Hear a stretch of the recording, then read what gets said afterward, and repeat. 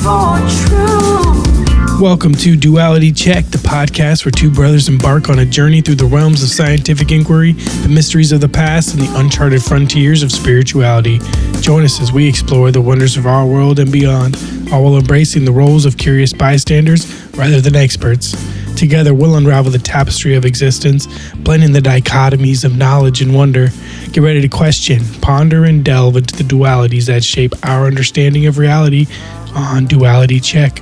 I'm Drew. And I'm Dean, and welcome to episode number 60, where I get a little trippy. Going to be recounting an experience that I recently had under the influence of DMT.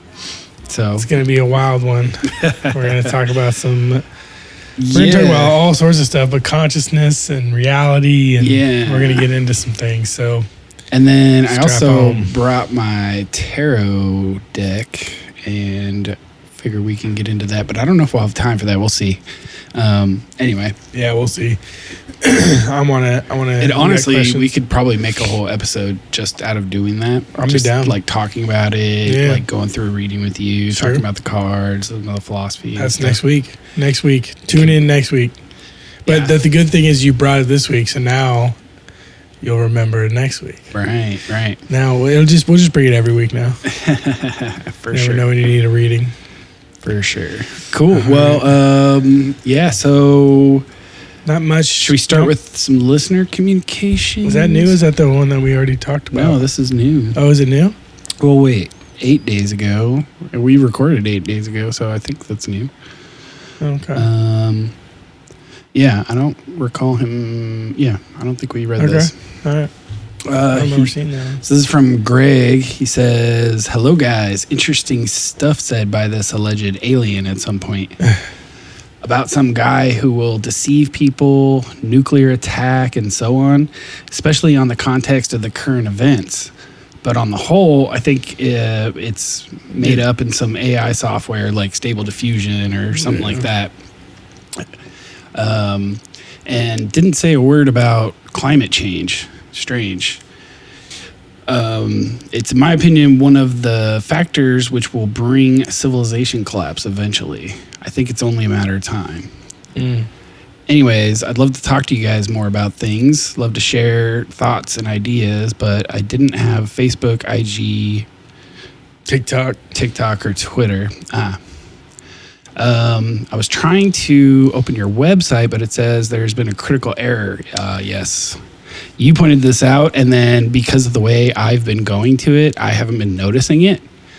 But then I did, so I need to contact our web host about this. Okay. Yeah, because I noticed it last week, and I just thought it was my browser, like something on my browser messing up. No, it's not. Okay. All right. Well, thanks, Greg. That's good to know that we have another person having an issue there.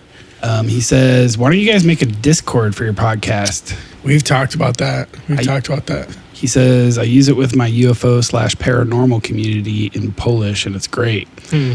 For some time, I was the Y-Files Discord too, but I left it because it was very hard to navigate. You could join our Discord from the YouTube channel, UFO History, but it's in Polish, so you'd probably not benefit much from it. Although I'm sure lots of people will be happy to talk to you in English too. So yeah, please give it a thought. It would be nice to talk to you more on Discord. Greetings, brothers, from another mother." Nice. Greg, you're a legend. Dude, send us where did you say we can find that? On the UFO History Discord channel from YouTube. Yeah. So go to the YouTube channel and you can find the Discord from there. Is that what I'm gathering? Yeah, that's I think what I'm gathering. Sorry about that. What was that again? UFO history, but it's spelled with the IE. Yeah. Cool. Well, thank you, Greg. Check it out. And I'm pretty active on Discord, so I'll look into making a channel for us, even if it's pretty simple at first with just a I mean, to be honest, it'll probably just be the three of us for starters. For sure. But, maybe some friends. Yeah, if you want to invite some people. I've got some friends who probably pop on there and chat. Okay. We can set up a date and a time where we all just hop on and just chat on Discord too That'd be about cool. stuff. Yeah, that'd be cool. Be cool. If you want to get that set up, that'd be cool. Yeah, I'll look into that right away. And I will be looking into the website to try and get that figured out because that's annoying. Yeah. But even given that, That you reminds found me. your way there because we also have a message on the website. Hello, brothers. It's so hard to find your website. The link I'm trying from Google after typing duality check doesn't work. It says critical error, blah, blah. This one I got through some different link on Google, duality check plus podcasts, and it goes through some episodes on your website. But then again, when clicking homepage, it crashes. Anyway, for Courtney Brown, I'm taking him with quite a high dose of salt, especially after his announcement about large ships, which are supposed to start showing up, and there's nothing. Even I pointed it out on several of his videos on YouTube, but surprise, surprise, no reply. Still, I think that the whole remote viewing might be genuine. He also got quite a number of free materials to learn it. So I wouldn't particularly say he's some kind of cash grab like so many others in this field. We also need to remember that there were studies and secret programs associated with remote viewing in the past on both sides of the Iron Curtain. I don't expect him, however, to be a beacon of disclosure as he claims he would be, unless these large ships are really start appearing in mass for everyone to see and document them, but I doubt it. I wonder if you thought about some Discord server for your fans and community, as I said in my latest comment on your YouTube channel. It would be awesome. Cheerio. Cheerio. That was Cheerio. a way to sign off. That's That's a good one. That's classy. I'm pretty much agree with your take. I do like the fact that he does have seemingly like almost a whole like remote viewing training program Right. for free linked from his website. So I kind of want to go through that. On that topic. Just to see. So my buddy Dave, we were hanging out with our friend Alex, who wrote to us back when we did the Amazon topic, and we were talking about ayahuasca and stuff, and he was telling us his story about how he used ayahuasca to overcome his fear of death in like the lead up to like surgery and whatnot. Right. Anyway, me and Dave went and hung out with him, and we ended up just talking about a bunch of stuff. And at one point, we were talking about like weird fruits, and Dave mentioned these two different fruits that gave him like an out-of-body experience. He said both of them are just terrible tasting, but like the locals love it. And he's tried them both, and both of them gave him this like weird out-of-body experience. Dave's one of these people who's like pretty like sensitive to like food and whatnot. Yeah. But it piqued my interest, so I looked for the fruit. It was called noni fruit. Noni. And I found like pills that are like essentially just like crushed up noni fruit, like dried, like extract dried, basically. whatever, and I've been taking those for the last 2 days now. And dude, this morning I had the craziest dreams. Really? Yeah, like I had like weird inception going on where like I woke up in my dream, and then I was awake, and I knew, and then I realized like, but I'm not awake. I'm still dreaming. And then I was able to like open my eyes in real life, but then close them and keep dreaming. And everything was ultra vivid. Like, is the most visual like I can remember my dreams having been in like for like Since kids. forever. I remember that same sensation, and sorry, and feeling when I was a kid and having dreams like that. I Yeah. remember having very vivid dreams Yeah. that I could pop in and out of. Like I wake up and be like, oh crap, I don't want to wake up yet. Close my eyes, go right back into it. And then super vivid. I don't remember all the contents of the dreams, but I remember that Yeah. being a strong thing.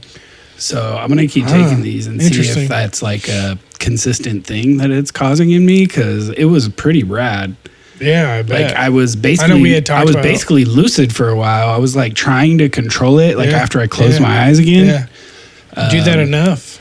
And I could like start conjuring up some like visual stuff. Like I could like sort of conjure things into existence in the dream. Like I wasn't very good at controlling it, but it was like a loose control. Yeah.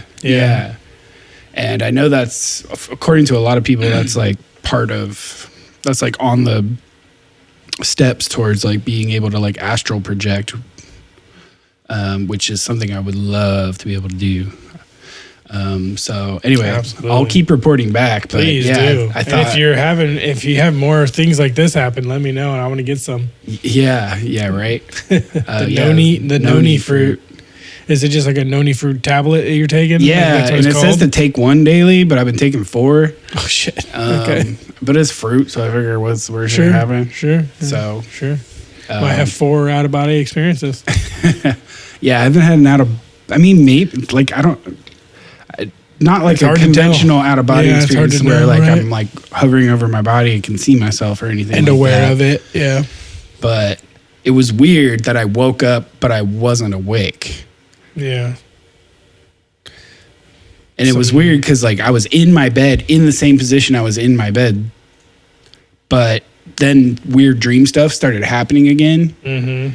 And then I was like, wait a minute, this isn't real. But it felt like I woke up. And then I was like, oh, I'm sleeping. It was crazy. It was kind of crazy. Damn. I want to try them now. And it was confusing to me because everything was so real when I woke up, quote unquote, woke up from the dream. Like I felt like I was just in my room. All the like visual cues, like everything was just that vivid. Wow. It was strange. And then you finally just like settled into realizing, like all this kind of talk, and I'll say this right at the beginning because I'm going to say this over and over again, probably throughout this conversation, in one way or another. All this, whatever that is, just makes me believe more and more that our consciousness and who we are is not what's physically here. Yeah. I think we'll our definitely consciousness- get more into that. Yeah, I think our consciousness is streamed from elsewhere, and that's just with even before we talk about what your experience was. That's where I've been headed with all of this talk about UFOs and ancient, rituals and myths and all these things, and even just like the geology and like all these like myths from around the world with all this construction, like all of it. And UFOs and modern day UAPs and USOs and all these things. Like it all just makes me think that magic. It all just makes me think there's something more non-physical happening here than we ever realized. Totally. And we're finally getting to the point where the majority of people are coming to terms with it. On that topic, you were about to tell me some stuff that Wyatt, what was it, Wyatt that said that? Wyatt, yeah. So we were sitting around the dinner table. I don't think it was dinner time. I think it was last night, maybe at dinner actually. Maybe it was. I don't know. It was recently. The days have been blurring together. Everybody's sick at home. Things are going quick. Anyway, he mentioned to my wife and I that he used to take care of us when we were little and he was big. Really? Yeah. And it was just kind of like came up casually in a conversation we were just having while we were eating and sitting around the table.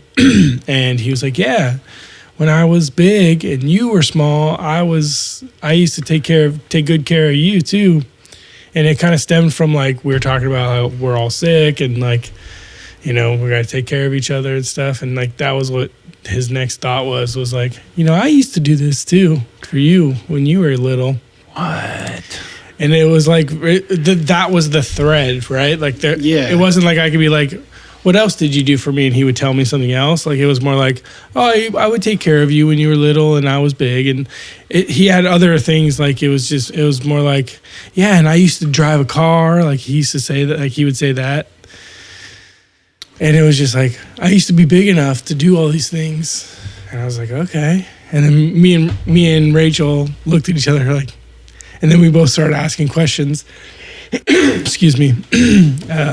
And yeah, it was just like, that's cool. And then tonight, what kind of questions were you guys asking? we were just like, I asked him like, was our name, but he did just set up. I don't know what the names could have been. Obviously, if it's true, but he just made up words, for him. But it was just interesting because he was like fully in the conversation, like, and he was like answering everything as we were asking. Just matter of factly. Yeah, and it was. He actually mentioned Sawyer too. He said Sawyer was another. He would always like be around, but he was like around, like he wasn't there, and couldn't like fully like get a thought together about what it was. But he mentioned Sawyer being a part of it, in a way. And I want to talk to him more about it, just like see if anything more comes up. But then, so another thing did come up tonight when I was putting him to bed. And he just mentioned again the fact that he was big when I was big. And he said, when I was big. Like, that was the framing of it. And he's like, well, yeah, I'm reading him a book, and like we listen to a song, and like we rock back and forth. This is like for bedtime? Bedtime routine, yeah. So like we read a book. That's so interesting because like that's when he's like starting getting to get into that like wavelength. Right. Yeah, exactly. And it was, all I do is just like prod. Like, I'm not asking like specific questions, but it's more like, oh, really? Like, what was that like? Stuff like that. Yeah, or tell me more about that. Tell me like, more about how that feels. Yeah, not questions. leading, exactly. Yeah. And especially because Wyatt's very smart. He picks up on that. He's like, no, that's not what I was saying. Like, he'll tell me like right away. Right. And I was like, okay. Like, it's just, you just help him get the words out is all, And he was just like, yeah, like when I was big, like, he didn't say much tonight, but it's just he referenced the fact that when I was big, right? Like, I like the stories when I was big. It was something like that. I can't remember the exact words he used, but dude, I'm like thinking of all the people in our family now. I know, man. Yeah, I know. Huh? And the thing is like if afterlife and reincarnation is real, who knows if it was even the last life that he's remembering, or That's not a good many point. lives That's a good point. ago, Right. that he's remembering. So, or even outside of this realm of, that's why the names are made up, and who knows? Huh. But I thought that was so interesting, and it struck a chord with me, and I wanted to. It happened over like the last like 72 hours or 48 hours. Yeah, but. It's cool. That's cool. so cool. And I would love to. He's getting to that age. He's like 4 years old now, so he can like fully communicate his thoughts. Mm-hmm. And like we just let him talk and like get his thoughts out. So it's fun to hear what he has to say. Wow, that's amazing. Yeah, that's super exciting. I hope he keeps talking about it. I hope so too. You should. I want to figure out a way to like consider asking him but wait till he's like in a state like that, like in the like early. When the morning. first time he mentioned it was around dinner though. I think it was breakfast. I think breakfast. it wasn't necessarily breakfast. It was after he had been awake for a while. But it was still early in the morning. Okay. It was still like 7. I mean, he wakes up at 5 a.m. every morning, so early or late morning is like 7 a.m. for us. So It was probably around that time. Interesting. Yeah. Because we usually he'll get up, we'll listen to some songs and play downstairs before Sawyer wakes up. Sawyer wakes up, and then we watch a show for half hour, get his breakfast ready, and then they sit in here and we just talk and bullshit and stuff. That's awesome. But it was around that time. But Rachel had just come down too because I was up with the kids this morning. Anyway. Huh. Yeah, I think you're right, though. I think it has to do with something like he had been thinking about it overnight, or like he had memories, come back to him while he was sleeping. So early morning, he's the most likely to remember it. And right when he's getting back into that stage of like sleep and like calmness, those things start coming back because their minds are so interesting when they're young. Kids are just so fascinating. Dude, that's so cool. Heck yeah, I want to definitely. That's exciting. I want to definitely poke at it a bit. Well, I'm glad we're documenting it here, but you should like keep a notebook with stuff like this. Yeah, next time Or, he says like, something, at least I want a to note at least on your like phone. on my phone. Yeah, Yeah. at least write down something to make it easier to remember what he was actually saying. Right. Yeah. Got like a weird sore spot in my back. Yeah. Anyway, cool. So, also this week, did you see this announcement from Anna Paulina Luna?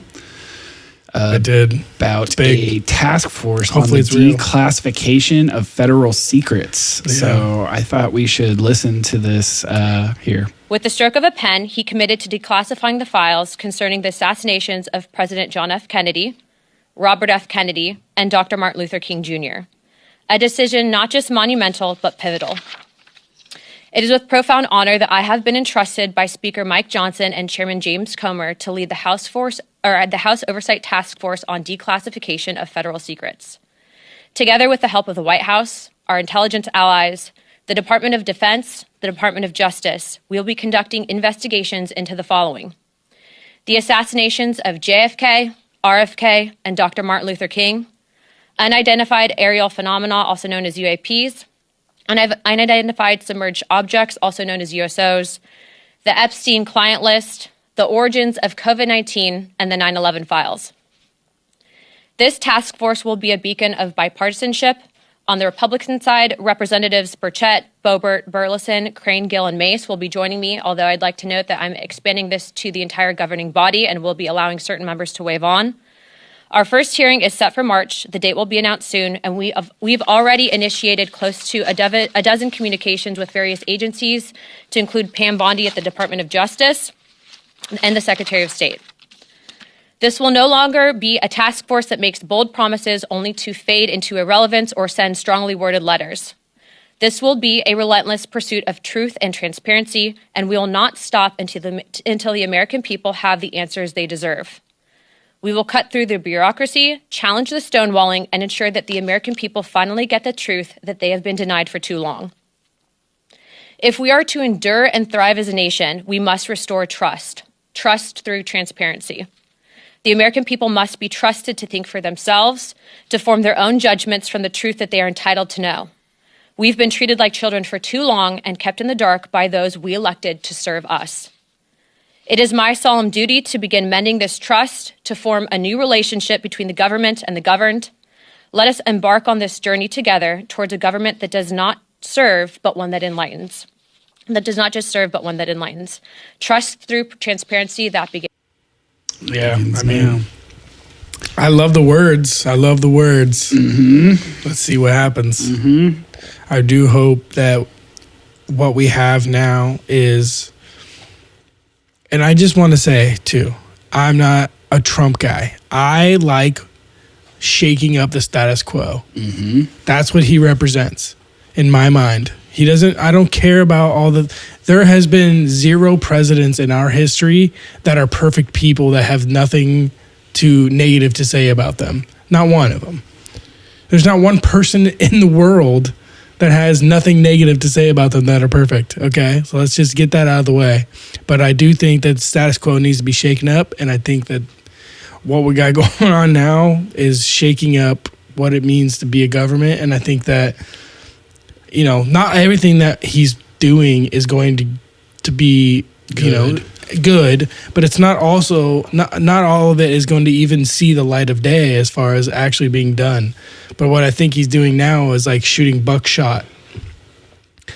Get as much going as you possibly can and push for the things that you really are wanting to get through.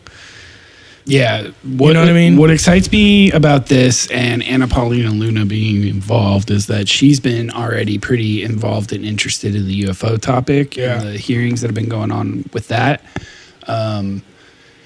Also, to have this task force now after the executive order that officially declassified the JFK, RFK, and MLK files, the fact that she brought up the 9/11 files, like I feel like that's one. I mean, I'm gonna be real with you all. Like that's what started me down this path when I was young. Yep. Like in 2005, 2004 or something like that was like the first time I saw that loose change and got into like 9/11 conspiracy theory And You were running the Sacramento chapter, weren't you? for real, dude. I was going like downtown, and I was like, I bought a DVD duplicator. I was duplicating copies of it and like handing out like copies downtown and holding signs and stuff. Like I met a bunch of people that way, actually. But anyway, that's what got me in this whole like alternate thinking pathway. That's like what broke my brain away from the mainstream trust. Well, just like as soon as that broke my brain open of like, okay, all of a sudden I'm now more open to ways of thinking that are outside the norm, right? So that was the first thing that did that for me. And I still think there's a ton of questions. And so even if this is just in response to like all the crazy stuff with the 9/11 Commission and all the redacted stuff on their report that seemingly was protecting Saudi Arabia and the implications of their involvement, even if that's only as far as they go with it, like that's great because it was used as a context for like decades of war in the Middle East.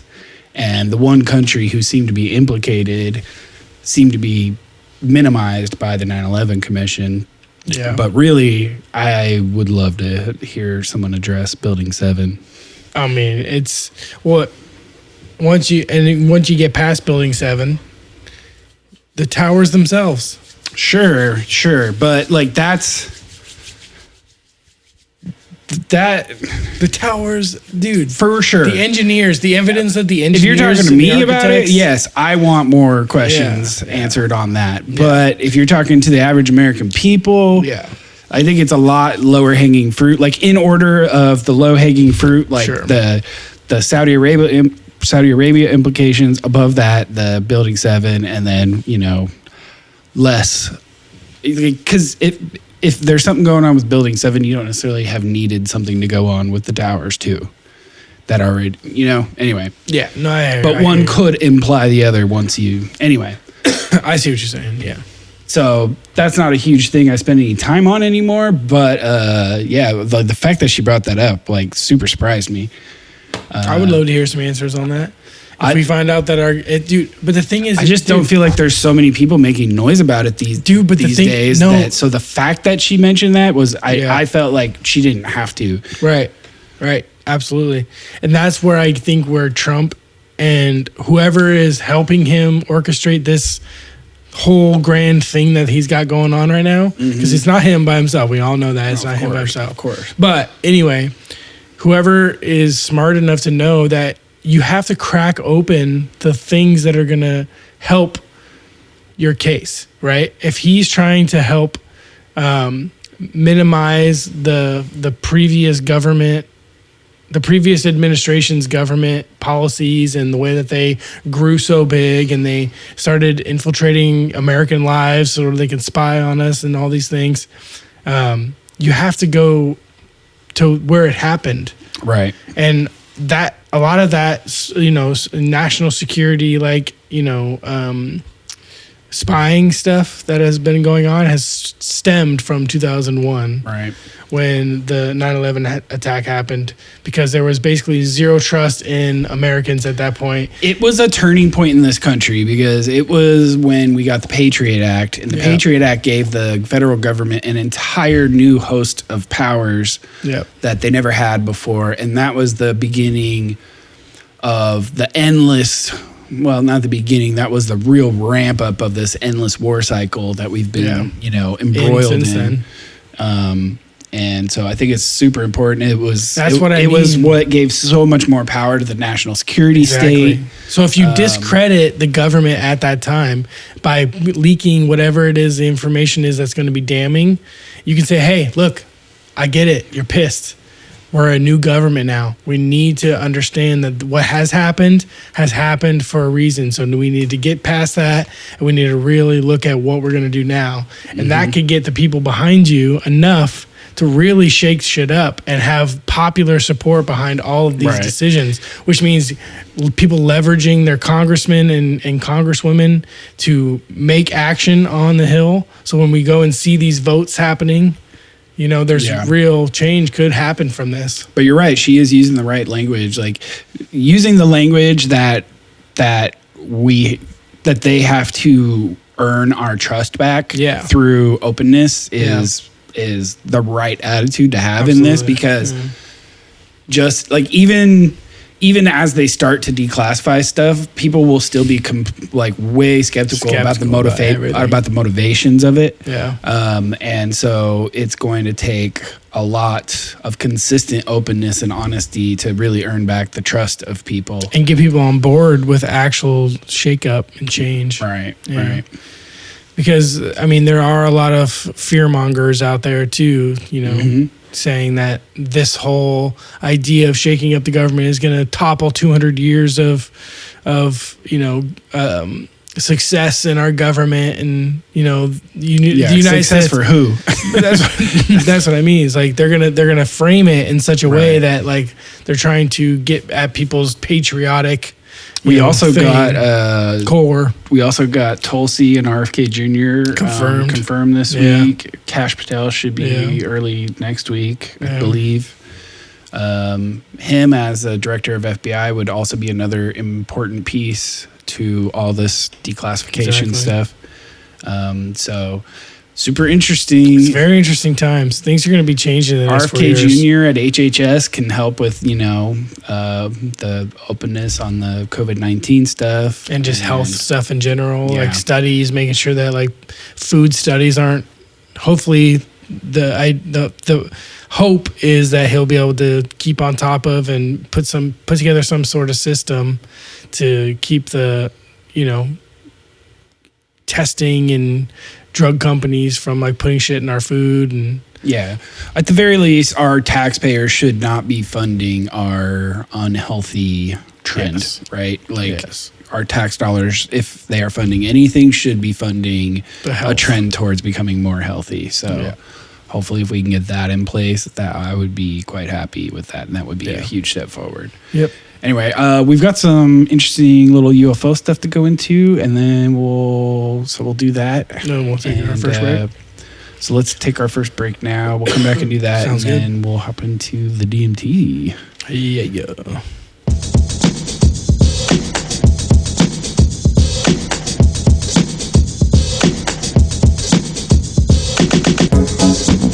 Yeah, it's Sam Bourne.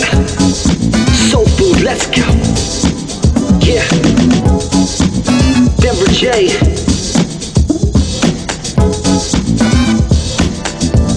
Yeah, another day in the life. Trying to prove it wrong just to make it right. Trying to make sense so I can change for the better. This game ain't forever, but I'll take my slice.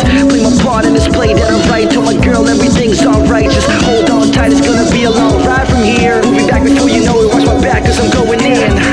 Here we go again. Another day in the life, gonna go again. One day I'll make it back, I'm home again. But for now, let's live it up and soak it in. Yeah, here we go again. Sam dot to the beat, to the ORN. 20 out of Easter 8, now they know it's in. It's a small world. Yeah, it's Sam Bourne to the rescue. I should've never left you without a dope beat. Step 2, I refuse to stay down for the count. A fresh dew from a place way out of town. Ball until I'm out of bounds on the baseline. Spread my words on the streets till you hear it through the grapevine. Drink my knots to keep my focus when it's game time. Change the world, make them dance in the same line. Yeah, you are now listening to Soul Food Radio. Yeah, here we go again. Another day in the life, here we go again. One day I'll make it back, I'm home again. But for now, let's live it up and soak it in. Yeah, here we go again. It's Sam dot to the beat, to the ORN. 20 out of Easter 8, now they know the same. It's a small world. Yeah, here we go again. Another day in the life, here we go again. Welcome back. All right. That was a good break. Here we go again. Here we go again. Back into some UFOs here for a bit. So Drew saved this video. Yeah, this is a supposed UFO crash in 2008 by a U.S. military plane, captured by a U.S. military plane. Interesting. Looks like we have a no-shoot, sir. Vector 200. Put it on your nose, 8 miles. Look for an impact. DC, negative growth, negative shoot. Copy. We see the visual. Oh, dang. Impact at 585. 5 past the We have altitude. impact there. Impacted vehicle on the surface.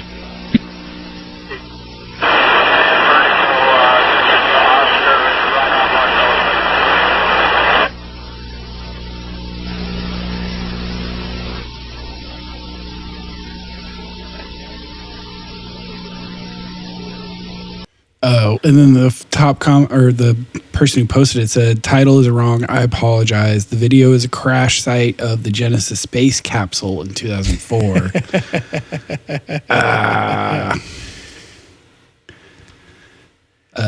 Yeah. Damn. Well, that sucks for whoever was in there. Yeah, they ain't there no more. Yeah. I deeply regret the misinformation in the video. It was never my intention to spread incorrect information. Wow. Simply didn't research the video enough, but dang, I've never seen that. That's dark. That's pretty. Ouch. I found this one on X. That's Sputnik.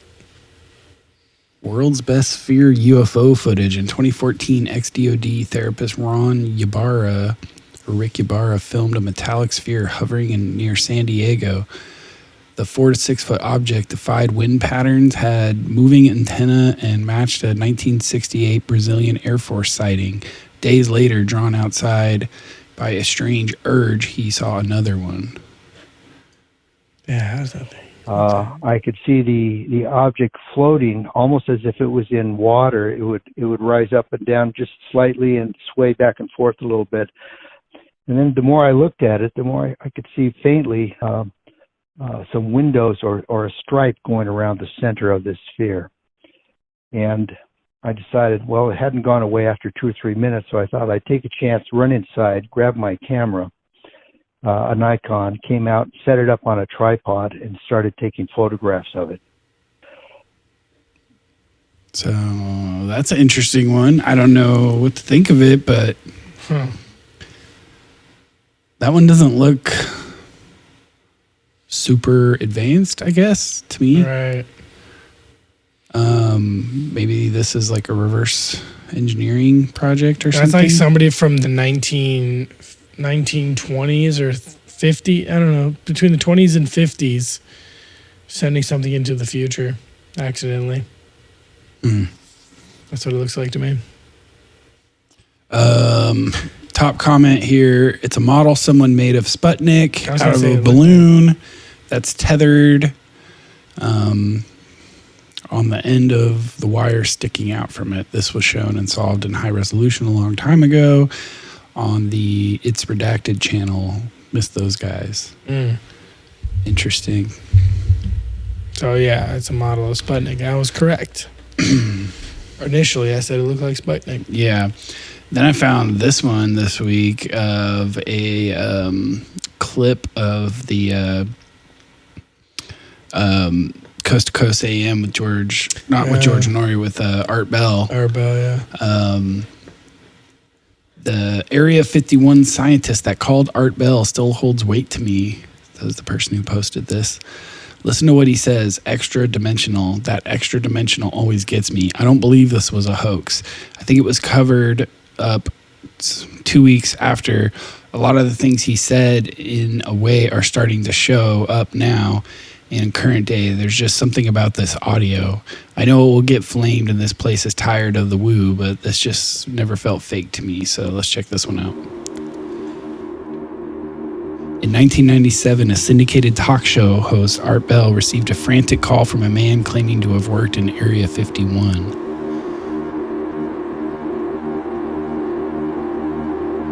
The call does not appear to be a hoax. It has an eerie ring of truth.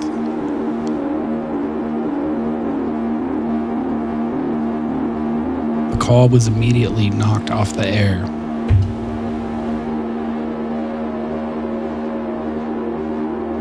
Could it be that the government or aliens silenced him to keep the people from knowing their plans? You be the judge.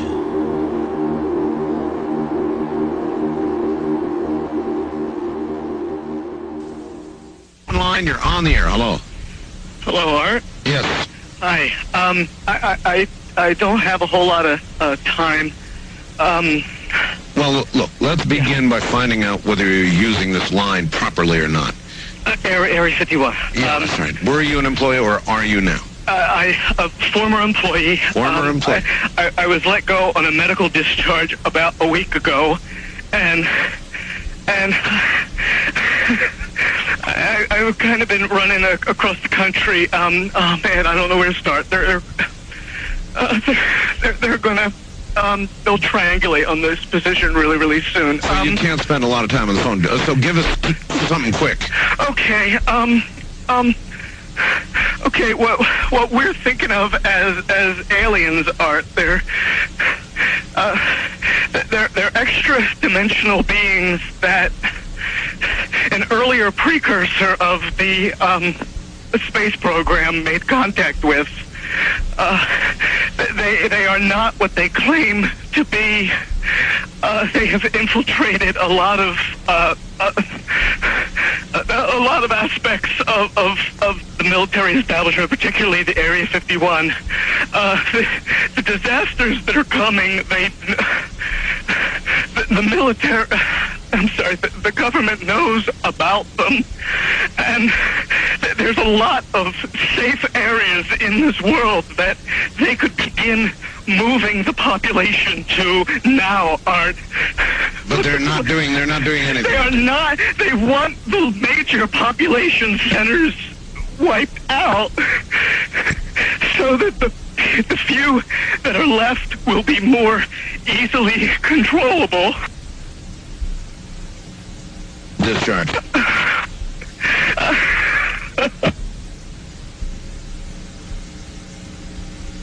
So he's losing signal.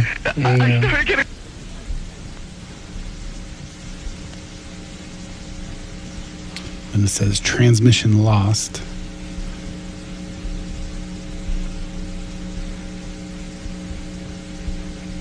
And it's gonna kick to the coast to coast like intro music here. Okay. The doom doom doom doom doom doom doom. Mm-hmm.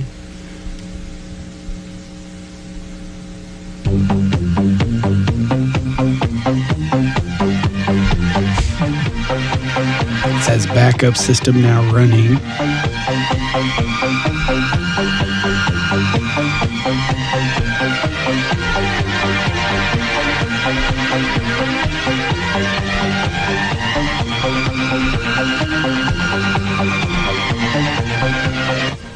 In some way, something knocked us off the air, and we're on a backup system now. It's the government, or I don't know. it has to be something, though. Well, did you hear? Now, you tell me because you were listening. That was awful strange. There was a really weird guy on the air when it went off? Yeah, real weirded out. Like going sort of sounding paranoid, Yeah. schizophrenic? Like crying and everything. Yeah. Yeah. And how far into the conversation was it when it went off? Just a couple, about 15, 20 seconds, I'd say. Oh, you Something like that. guys you really missed a call then, and I've got a feeling somebody didn't want you to hear it. Yeah. Because it was really strange. All of a sudden, I'm hearing Mark Furman, and when I That's right. Well, the network, of course, went immediately to a backup tape while we tried to figure out what blew up here. So that's what you heard happen. And then we're now on a backup link system to be on the air at all right now. So, well, I'm telling you. Am I on the air right now? You're on the air right now. Well, you better be, yes. And where are you, by the way? I'm in Michigan. Michigan. Yeah, I called the other night. Anyway, we'll Interesting. stop it there. But what do you think? That's very interesting. Like he was on the run. Like he was like a Bob Lazar that didn't have the thought to go to a news reporter. Instead, he called Art Bell. Right, but Because that was the only thing he knew. sounds like it wasn't enough. Hopefully the dude's okay. Probably not. Whether it was a schizophrenic break or running from the Area 51 police, Yeah. The Men in Black. the extra dimensional beings in black. Man. Interesting. Yeah. And then this was posted. NASA just dropped the closest image ever taken of Jupiter. Look at this thing. It's beautiful. Wow. It's like marble. Yeah. That's freaking gorgeous. These like perfect ring shapes. Yeah. Perfect little spirals. The laminar, or no, this would be the turbulent flow. Anyway, I just thought I'd share that. I came across it. I thought it was beautiful. Yeah, that's cool. And then this was another thing I found. So someone had tweeted at Elon Musk and he said, let me back up a little bit. Earlier in the week or last week, Elon Musk started posting videos of Ron Paul. Yeah. Which I was like, dude, you yeah. freaking go, bro. Like, as a libertarian over here, I'm like, Elon Musk listening to Ron Paul, like, nothing bad can come from that. Yeah. So this Liam McCollum tweeted at Elon Musk. He said, Doge and at Elon Musk should let at Ron Paul lead the Federal Reserve audit team. And Elon Musk responded saying, good idea. Absolutely. Dude, oh my gosh. The freaking... Get the IRS out of here, bro. Right. Anyway. Here's another one. Drew Brought says, inventor of microprocessor. Consciousness is not in the body. Ooh. Let's check this out. Consciousness, the feelings are not in the body. They are in this field, this deeper field. They are not in the body. We project them in the body. They are not in the body. We are not. Who we are not the body. We don't exist in space and time. We exist in this deeper reality. You see, that's why we are so indoctrinated on one end and so also hypnotized into believing that we are the body, that we always fall into this trap of believing that we are the body. Yeah, we have a soul, but then when we think about ourselves, we think about the body. No, the body is just a structure that then perishes. The consciousness, the feelings are not in the body. They are in this field. That's it. So he had another point in on another video where he talked about how as a way to understand his idea there is thinking about wearing a VR goggles where you're controlling a drone flying off in the distance to capture images and video in high resolution in another space. That's the drone is receiving the information and it's transmitting that information to you via visual signals through technology.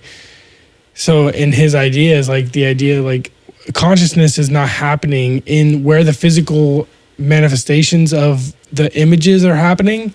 It's not where the consciousness is happening. It's in the ability to interpret it, which is a non-physical, like in his idea, like the consciousness, the conscious awareness of what is actually happening is happening outside of the body, because the body is there to project the image to the consciousness in his view. That's interesting. That's gonna line up pretty well with where we're gonna go tonight. Good. So let's hop into this. Yeah. This is by the way, that was an interview with physicist inventor Federico Fagin. I'm going to say it that way because otherwise it could be weird. Could be offensive. Anyway, so that was cool. All right, so let's talk about some DMT. So I want to preface this conversation by saying I do not condone, I do not want to encourage anyone to just go out and just take some freaking crazy mind-altering psychedelics. That's not the intent of this. The intent is just to share and give me a chance to unload all of the craziness that happened to me on my journey. And because it ties so much into everything we talk about here on this podcast. And so... yeah, don't do drugs, but if you do, be very safe, please. Yeah. Understand that these things have nothing is a perfect thing, right? Yeah. Right. Drugs can be just as negative as they are positive. So Right. So Drew and I had a podcast. Well, let's start by saying I've been nervous to do it for quite a while. I've had the opportunity to for a while, but I've been quite nervous about it. Just because I know how potent and powerful it is, and I know to respect it, and I know that I wanted to be in what I thought would be the right headspace before I did it. And so, what was it, 2 weeks ago or so now? 2 or so weeks. Yeah, I think it was about 2 weeks ago. I was really happy with the podcast we did, and I kind of left here on a little bit of a cloud nine from having a great conversation. I was excited and pumped up, and I was like, tonight's the night. It just came to me that tonight's the night. And so I was like, all right, let's do this. So I went and I prepared. I put on some shamanistic drumming and flute music. I meditated. I prayed to my ancestors, to any sort of, guardian angel or any sort of entity that can hear me, that has my best interests at heart to protect me. Yeah. And then I put on I had the music going. I lit some candles. I put them out of reach of myself. I had this because I've got a Apple computer on this nice 4K display at my house. So I had that on the Aerials screensaver where they show all this really cool drone footage and beautiful nature footage and stuff. Yeah. So I had that on. I had the TV off, just candlelight and shamanic music, and I went for it. Yeah. And the first time I totally messed up because I didn't know what I was doing. And I misused the pipe, and a bunch of it got stuck in there. It was stupid. Yeah. I realized, I forgot to put the thing in that I'm supposed to put the thing in. So anyway, the second time I did it, and I had heard from, I had been, following people who talk about DMT for a long time. And I've been following people who, report how to do it safely and what you need to do to get that breakthrough experience. And so I knew you don't have a lot of time because it acts very quickly. Yeah. So I took one big puff and I held it in, and I was still coherent enough, so I took another. And then I set it down, put it out of my reach, laid back on the couch, and instantly the world around me started to vibrate. And then that vibration kind of broke into these geometric lights twirling around everything, but they looked like they were spiraling, these weird, spiraling colorful rings attached to every little thing in my field of view. Everything, almost every bit of everything had its own little rings around it. I don't know how to explain it other than that. And I'll also preface this by saying afterwards I forgot most of my experience, and so I'm going to do my best to rehash what happened, what I experienced, what I took from it. I will say some things with a lot of confidence that because that's the way I experienced them. Mm-hmm. Not that I am necessarily arguing that you have to see the world this way or anything, but I just want you to have a realistic portrayal of what I experienced. Okay. So to that effect, that's why I'm going to be talking the way I am about it. But Anyway, so yeah, the vibrations, the swirling lights, and then those swirling lights grew. And quickly, yeah. Initially, during that process, what did it feel like? Like, what was your feeling like? I felt that something was happening to me. Okay. I started to get a little bit of a ringing sound in my ear. Oh, tinnitus, okay. There was like a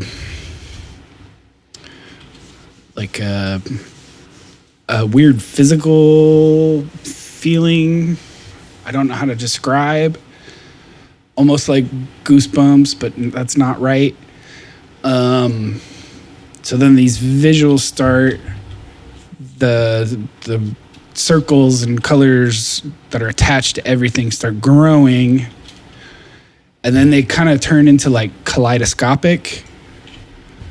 But I could still see everything, but it's like the kaleidoscopic patterns were based on everything that was in the room. So it was almost like everything was colored with these shapes. Yeah. And colors. Like you could see the things, but you could also see like the colors were like the object itself was what it is you were experiencing, like these spiraling. It's like I was seeing energy attached to objects, but that I wouldn't normally see. But like each thing, like each visual effect was like tied to the object. The object. Can I break your train of thought? Yeah, Just give you a minute, and let's listen to this. Go to our show notes here, and go to the Brian Green thing that I added to the top, and let's play this real quick, and just see if this rings anything. Okay, let's hear this. Inside the orange, so I magnify it, and I magnify it again, and if I keep on doing it, deep inside, sooner or later, I begin to see molecules. The molecules, I can enlarge them, and if I make them big enough deep inside, I begin to see atoms. Atoms are not the end of the story, too, because we have electrons zooming around the nucleus. Deep inside, mostly empty space in the atom, but deep inside, we see the nucleus. So if I grab that and magnify it, I see that the nucleus is itself made of particles, neutrons, and protons. And if I grab one of the neutrons and magnify it, I find yet further particles, little tiny quarks inside. Now that is where the conventional ideas stop. String theory comes along and suggests that inside these particles there is something else. So if I take a little quark and I magnify it, conventional idea says there's nothing inside, but string theory says I'll find a little tiny filament, a little filament of energy, a little string-like filament. And just like the string on a violin, I pluck it and it vibrates, creates a little musical note that I can hear. The little strings in string theory, when they vibrate, they don't produce musical notes, they produce the particles themselves. So a quark is nothing but a string vibrating in one pattern. An electron is nothing but a string vibrating in a different pattern. A neutrino is nothing but a string vibrating in a different pattern still. That's the basic idea of string theory. I want to look. It's like these vibrations and these That visualization was really cool. That's what I loved about this, and I wanted to share it at this moment too, because you explained this a little bit when we hung out that night, the night after, a couple nights after, and you explained that to me, and I saw this, and I wanted to share it with you again because it talks about how like this string theory and this idea of quarks and these little tiny particles within particles within particles, like they operate on this like string theory where their vibrations and their potential, but where they are in existence is all up to the observer factor. Yeah. And the idea that our entire existence is built around these vibrations happening all the time in different areas. Like we are all, it's a field. It's a field of energy. Our consciousness is making sense of it, but it's not what is happening. What is really happening is energy is interacting, and there are different conscious actors on the energy itself, creating the space that we are in. Everything, like the whole like idea of like panpsychism, that everything is in some way conscious, and existing? Yeah, like I had a lot of insights about the nature of reality that I'll build to. Okay. I wouldn't say those visuals necessarily have anything to do with what I experienced. Just the idea of what you were explaining to me, like the idea of like everything those, like, vibrating rings. and creating energy, and it having to do with the object itself. Yeah. Not being like loosely, like every object has its own vibration, therefore it has its own characteristic and life. Interesting. In a sense. Yeah.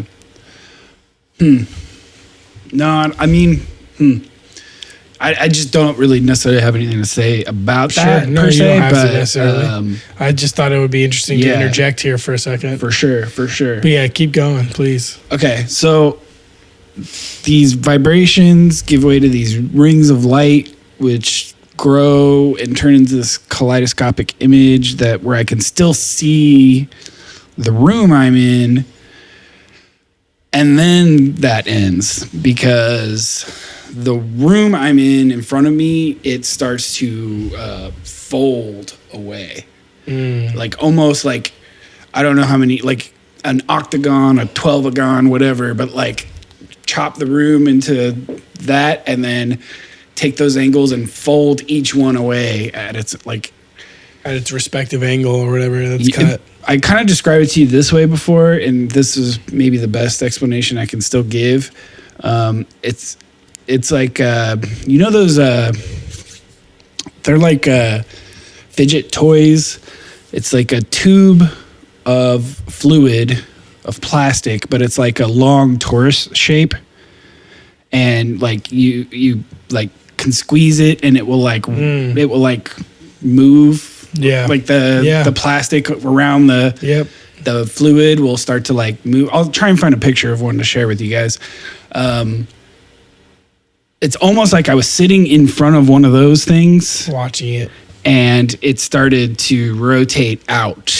Okay. And then so you were being pulled in and everything was being folded away. And then I was pulled in, yes. And like when it rotated out, the world rotated out with it. And you're being sucked to the center. Sucked. And it was a very physical experience. It felt like being pulled. Wow. There's a lot of abstract and classically psychedelic type visuals. I brought some DMT simulation videos that don't nail it, but I've been like searching for anything that can like give me the closest like experience. Dude, you know what? Everybody that I've heard about having done it has done that. Just trying to search for something to like simulate what it is. And so I found two videos that when I watched them, they made me feel like they made me almost like remember, like they kind of they resonated with what my experience was, even though they're not accurate. Like nothing can be accurate because the colors you see don't exist in this world. Yeah. The shapes and the geometry and the symmetries and it feels like very, very much multi-dimensional, like higher dimensional shapes that can't work in our universe. Mm-hmm. So I'm sucked through this thing and I'm no longer in this world. Things start morphing. Like if you focus on one thing, it turns into something else. There's a lot of weird, like physical feelings of like moving this way and that. Interesting. Okay. And this is the part of it that I really don't have a lot of memory of. But at some point, I remember seeing like these weird, like undulating, like vine-like shapes. I remember seeing these like, they had these colors that were like greens and blacks, but like colors in between the greens and blacks that like, it was very earth tone, but with colors, like if you blow up our spectrum of color and then add infinite more colors in between everything that we have words for or have ever seen. There's colors that just, you can't describe. You can't describe it. Yeah. It's too in between Let's leave them on a cliffhanger and we'll come back. Yeah, because what happens after that is nuts. Let's leave them on a cliffhanger. We'll come right back. All right, cool. Let's take a break here and enjoy this song by Stevie Nader. This song is called Futures.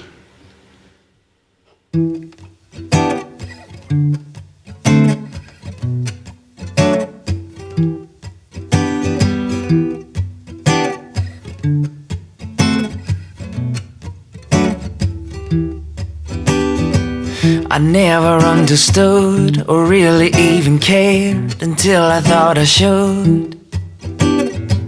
'Cause ignorance is fine and dandy most of the time, but it don't do no good. The people everywhere, they don't seem to care. They're where we're walking blind, just following the lead of crooked policy that's clouded up our minds. Oh, oh, oh, oh. Oh, oh, oh. Oh, oh, oh, oh, oh, oh. Oh, oh, oh. These cut up powder lines, the devil glorified. Now how do we get clean?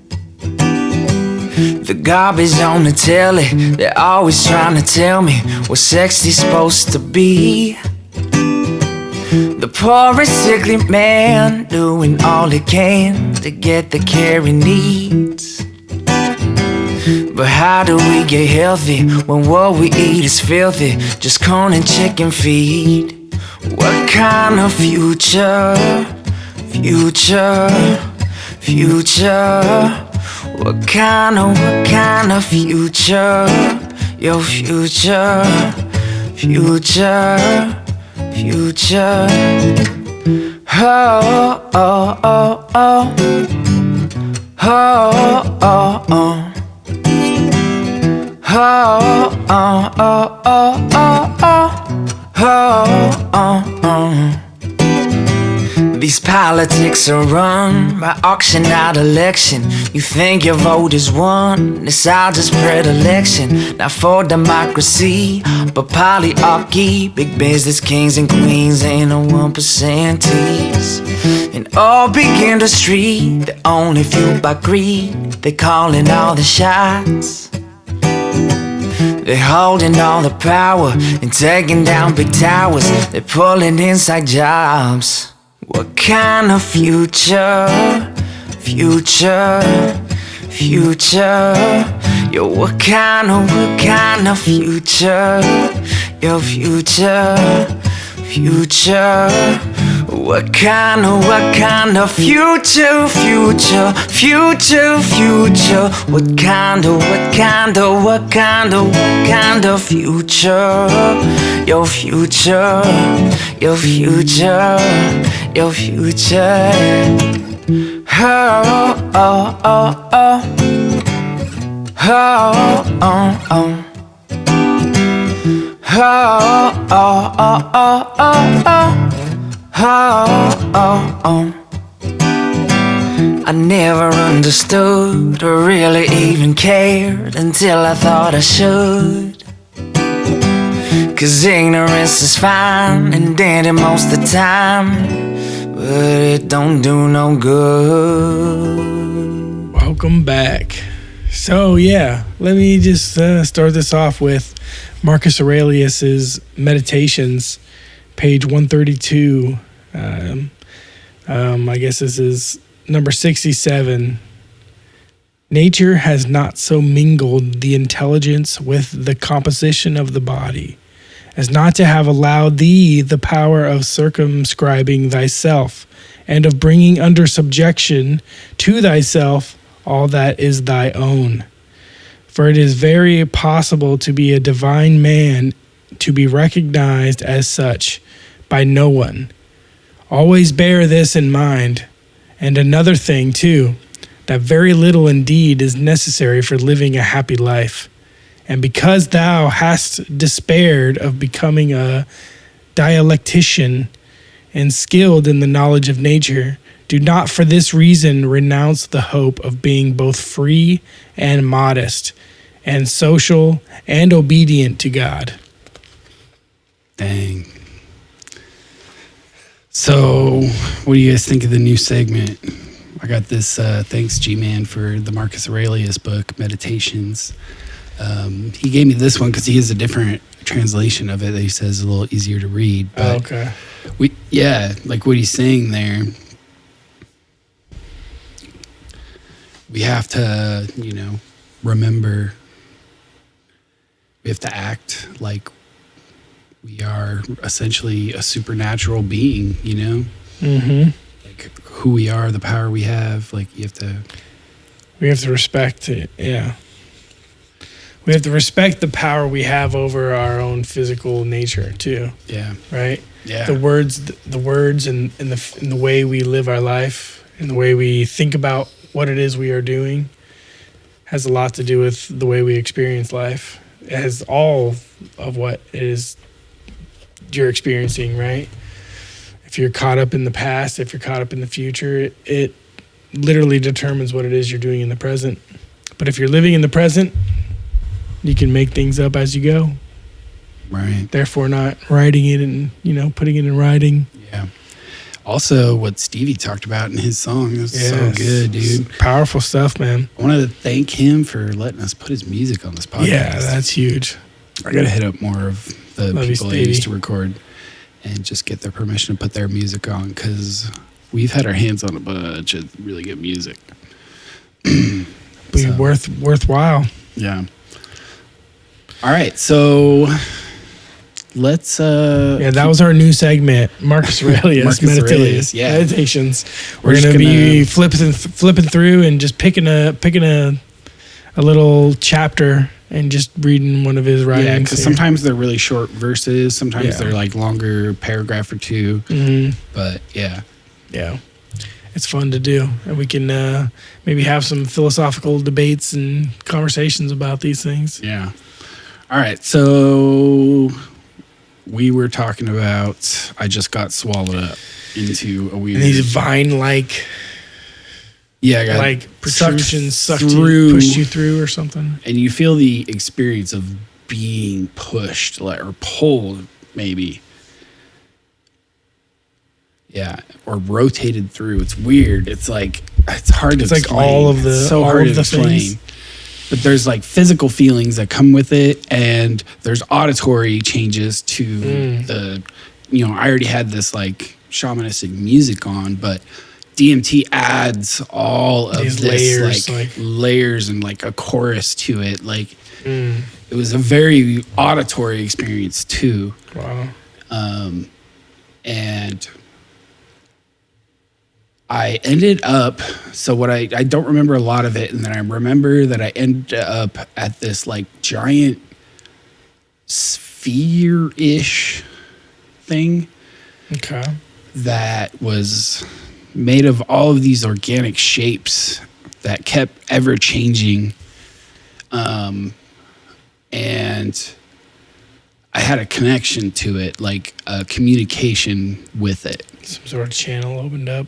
Yeah. And it was kind of without words, right? Like it would just put things into my mind that felt like my own thoughts, but I knew it was coming, like it was helping guide me down that. So it was like. So it was like your thoughts, but it was like a but- different layer of your thoughts. So It was like a part of my thoughts influenced by something that's in front of me. Oh, so it was like the interpretation of what was in front of you was causing your thoughts to change. Yeah, and it was like I would the ask mechanism. it questions and I would talk to it. Wow. But it was all kind of telepathically. Like I would just have to have the thought to it. Like that's how I talk to it. So it was like instantaneous. Yeah, we were just connected. Like your thought and the answer were the same thing. Yeah, like my thought about it and my communicating it to it was the same thing. Like it was a direct connection. Okay. How did the answer feel like it was coming in? Was it auditory? Was it Most of the answers felt like they came in the form of it encouraging me to go ahead and remember. Like, you know this. Oh. And like by it asking me or telling me that, like I could then just remember and know the answer. So you were like unlocking things. Yeah.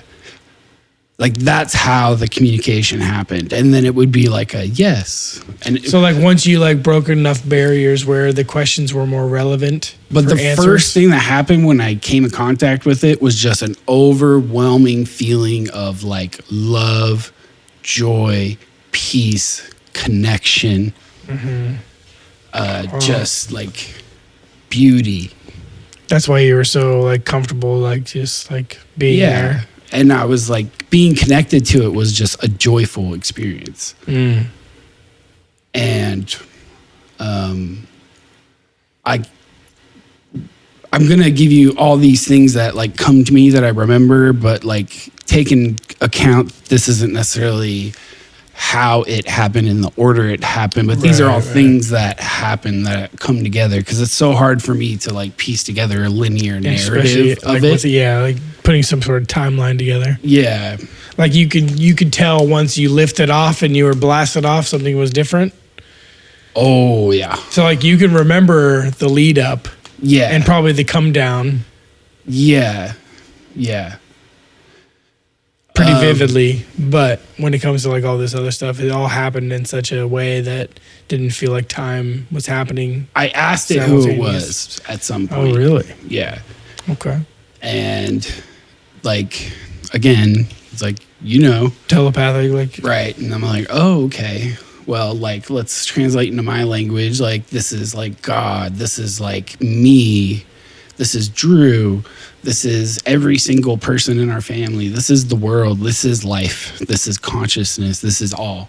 That's what how it unfolded. Yeah, like I am you. Like we are the same thing as it, but like it's like we are fractal pieces of it that it creates. Yeah, it's like a but wave. Each piece is the whole. That's what makes it a true fractal. Like there's no difference between zooming in on one person's life and the wholeness. Like they are contained in each other.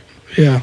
And in every way, like that wholeness, like it will come out and like have an experience of being an individual soul. Yeah. And that soul will have the experience of having individual lives. Yeah. But like at the root, like it is God and in all different aspects. At some point it is every single person. That's the oneness feeling, is knowing that you are that person. Like I am you. It's just like right now I'm me. Yeah. But then, I'll reincarnate.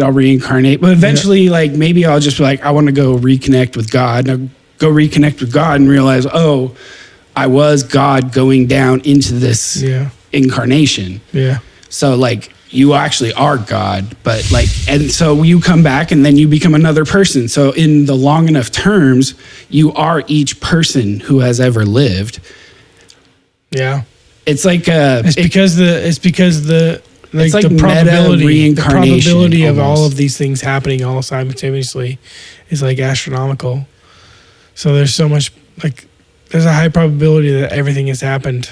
But it's a remembering. It's a remembering. That's the experience. Remember that I'm talking about. So he's like, he's like, hey, and I'm like, oh yeah, like we are. I'm you. Like, yeah, thanks. Like I remember I'm me right now in this physical universe, but like I am you, and that means you are me. And if I'm you and he is you too, then we are the same as well. Oh. Like the experience of time that we have, there's different versions of it based on like the different layers of reality. So like one of the clear experiences I got was like trying to understand like the shape of our universe, or like what is our universe? Yeah. And the answer that came to me was that like we are just an angle of God, right? Like it's like when you look at God, every different direction you look at it, you're seeing through into different universes that exist, through different big bangs and different permutations. Like the multiverse is, from any angle, God can be whatever it wants. It's infinite. It is all. and eventually it's this universe, and eventually it's that universe, and but from God's perspective, that time distinction doesn't matter, so they kind of all are happening all simultaneous. And so, like, if you go up a high enough, so what I got was that the physical universe is like this particular angle of God. Our universe is this particular aspect, and if we created it, like God splits into these consciousnesses, and these consciousnesses sit down and create a physical world. So it's kind of like it is a simulation, but it's really just an aspect of God. But like we created this universe as a place to play. Like this is why, that's what these are for. So I got a very real experience that like, and I also got the analogy of like the video game analogy, like a group of conscious creatures comes together to create a creative world that someone can sit and get lost in and play in. Yep. That's modern video games, right? Yep. And you have massive multiplayer online ones, and like it's a big team, and we sit down and we like create a universe. Yep. And it exists, and then we inhabit it. Like people sit down and play the game. Yep. And like you're doing it for fun, right? Yep. But like you get in the game, and maybe you spawn and you just instantly get shot. Like there's bad things that happen. Yep. Right? Yep. But that's why you do it. Like you don't expect that you're never gonna die in a video game. Right. If you did, it wouldn't be fun. Right. Be like, you're not playing on the hardest level. Yeah. What is this kid's game? Yeah. Right? Put it on easy mode, beginner mode. So like we were doing this all out of an aspect of just joy of experience, joy of living. Yeah. Like it's a game that we play, and we can do it through lifetimes. So I got this idea that the physical universe has like a mirror side, which is the spiritual universe. And this is where like a lot of the conventional religions have these like ideas of heavens and stuff, and reincarnation and spirits. And that's like essentially the spiritual side of the physical universe. That's what I saw in. And so as long as we're in that universe, we die, we can go back to the spiritual side, we can keep reincarnating. Right. Right? Like that particular spiritual plane is tied to this physical plane. Right. Right. But that's just still only one aspect of God. And like we are incarnating into the spirits that incarnate into humans, right? I see. We're all like dividing off of the oneness. Yeah. Is that I'm curious what the mechanism might be for that split. Is the mechanism choice? Is the mechanism experience? Well, every universe is its own like physics too. That's what I mean. Like, what is the mechanism that allows for the infinite multiplication of the? Of the oneness. I didn't go down the super deep physics of it. Like, I couldn't like teach a physics course on what I experienced on DMT. Right. But I'm just curious. I can just report to you that I experienced it as real. Like it was a remembering. Like, oh yeah, like we did this. Right. Oh yeah, we're here because we just wanted to be here because it's fun for us. Yeah. I'm just. Well, and just real quickly, and we travel in groups and stuff, Right. Like, okay. So that's curious to know, because God could be an individual in a sea of other individuals. Well, every individual is God. This is what I'm. But what if God is only an individual among seas of other individuals that can do what it is that God can do in a, like, if you get fully, like, God has to have been created, this idea of God, like, what is the ultimate creator then? It's just, I don't know, like, it made sense when I was there. It's just, it is everything. It's the alpha, the omega. It is the prime mover. It's just the unmoved thing, right? Like, it is all. Yeah. And we are all it. Mm-hmm. But no, I agree. I think that could be very factual, but the thing is that it's an it. it's a thing, singular, Well, in a moment or some sort of space, right? Well, I mean, saying it, I mean, I don't think so. Like, when you're there, you realize, like, any attempt you could try to make to classify it, like, sure, it's that, but it's everything else too. Sure. That's what I mean. Like you can't confine it to a definition. It is source. Yeah. Okay. So God is just it's all like colloquial thing. We all actually, like it's weird. It's I saw the fractal nature it's just of the it. framing of the word God. I think that paints a certain picture. And then I had this experience of thinking of my friends and my family, and someone would come in my mind, and I would instantly see them like I was wherever they were. Okay. Wherever I want, whenever I wanted, like it didn't matter. But you would see the person, and like I would just remember being them because I'm God, and now like I have access to like God's memories and mine, and I'm like, well, I'm remembering being God, and now like through God, I'm remembering being Drew. Okay. You know, like you had that real sense of connection, and then you like see, and you like, I don't know, I felt like such a gratitude for all the connections in life, you know, like all the people in my life that I love, you know? Yeah. And just such a connection and a remembering of being them and like why we all travel together, like that we're all doing this together. Yeah. And I don't know, it was such a loving experience, such a connection of all. But yeah, that idea that like the physical universe like has its own spiritual aspect to it, the yin, the yang to the yin, right? And like when we die here, that physical part is still there, and you can just incarnate it as much as you want. Like they don't have the same bounds as the physical side, right? But like even that is still just one of millions within God. Right. Like our universe is an aspect of God. I got a question. How does your experience line up with a waspy? I don't know. I don't think much. I can't even remember. We need to go over a waspy metaphysics. though. Yeah. But that would be interesting. It We seems should maybe similar throw in in an a episode sense. every so often and just like go over some of it. Yeah, I'm in. Okay. Should we take a break real quick? Where are we at? Yeah, let's take a break. Okay. Because there's more. All right. All right, here is TJ, and this is 21 Young. TJ McNulty.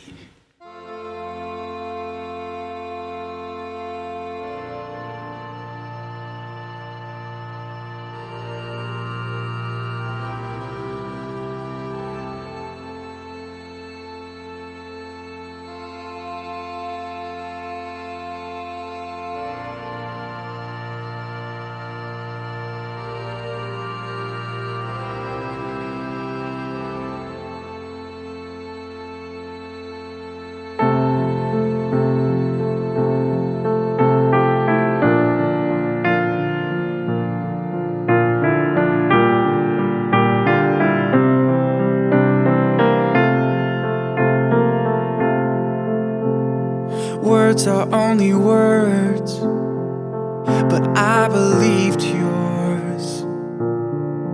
For some reason I thought of you as my world, but you're just a person. And this is only heartache if I accept it. Remember, your mind pulls together faster than your heart. Don't forget it. 21 young is all that I am. I'm too young to understand love, but think I can. Maybe someday I'll think about this a different way and be thankful that I got to waste my time with you.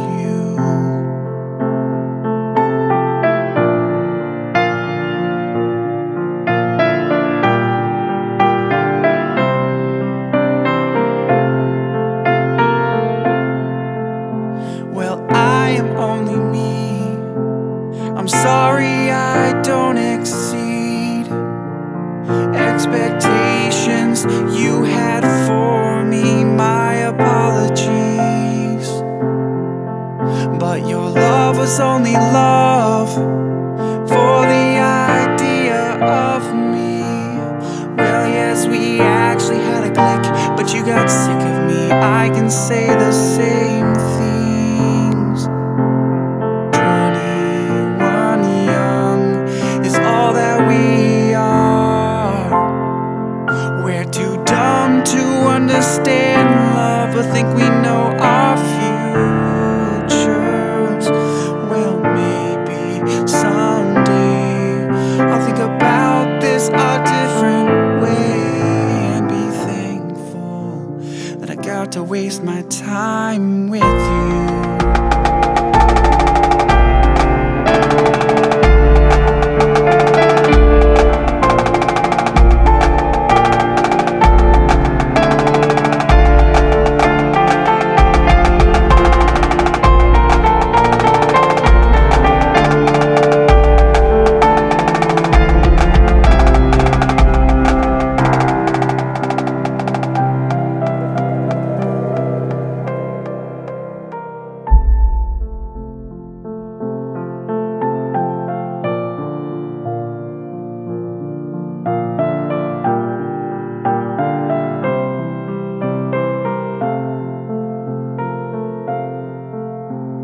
Well, that was really us, so something was bound to give. I know I fight issues with my trust, and you just wanna live.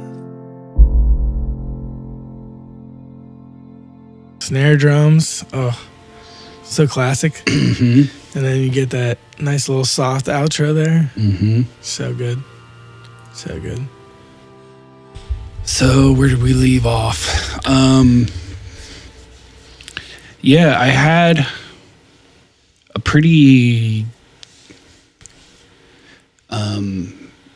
at some point I came out of it and I wanted to go right back in, so I did it again. Oh, okay. I didn't know you did it again after that. And I timed it on my phone. And so the first time was 15 minutes. The second time was 30 minutes, but I was back, but not fully back until I tapped it. So, like, I made sure, like, all the After Effects wore off before I... Okay. So, yeah, the second time was 30 minutes. So I don't even remember, like, which experience came from which time. I see. But, yeah, it all kind of blended together. I just kind of, So, like, hold on. remembered I had this body here right now, and I came back to it, and then I went back. So you, like, immediately your thought was to go back? I went to the bathroom. I restarted the music. Okay. So you got up and you, like, okay, so you were fully, like, in it. You didn't, like, immediately go back. Okay. Yeah. Okay. That's interesting. Like, you need to take care of you, but I want to get back there. It had only been 15 minutes. Yeah. So, like, the fact that you were, like, needed, like, you felt the need, like everybody knows, like, if 15 minutes goes by, like, you're not feeling the need to, like, reset yourself. But based on your experience, you felt like you had been gone a lot longer, probably. Oh, yeah. And then you came back, and then it's you hard were to like, explain. Like, I couldn't quantify how much time I felt like I was gone. But the fact that that was the truth of it, your mind was like I had been gone a long time. Like, immediately, usually. Maybe you're like, oh, I've only been gone a second, but sometimes that's less rare than feeling you've been gone for a longer time. But anyway, that's interesting. Yeah. I had a really weird physical experience of, like, changing shape and morphing into everything. That part was very, like, classically psychedelic. But then, at some point, there was a lot of like thoughts about, the questions that I would ask was weird because it felt like I was somewhere else, and I felt like my body was back in that realm. But it would like send these like little messages to me that would like travel on a string, and it would like hit me whatever I was, wherever I was, talking to the sphere. Mm-hmm. And that would feel like the me back there was trying to send a question my way. And so like I would ask a different question every so often, but it felt like it was coming to me from my body back on Earth. Oh, the question was? Yeah. Oh, okay. Yeah. I thought that you were talking about the answer. So the question felt like it was coming from somewhere else. Yeah. Like And my you body would felt be you like, were yo, the interpreter. don't forget to ask this. Yeah, you're kind of like the middleman. at Yeah. that And then I'd be point. like, oh, yeah. Okay. So, and then I would ask it, and then I would just remember or whatever. Right. Wow. At some point, like I had weird like life flash before your eyes moment where you remember a bunch of things that like you struggle with or whatever in your life, and you just get this instant forgiveness is the wrong word. It's just relief because like everything's fine. Like you're just one version of one incarnation of you that we do over and over and over.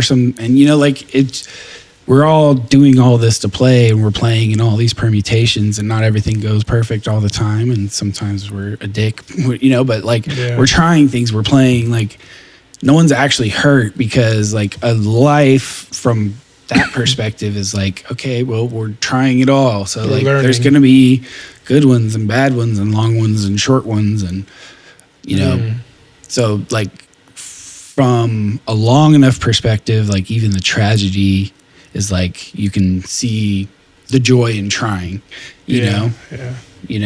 Yeah. Like you wouldn't want that person who had some tragedy happen to them even have the possibility of being existed, right? Right. Yeah. Because otherwise there would be nothing.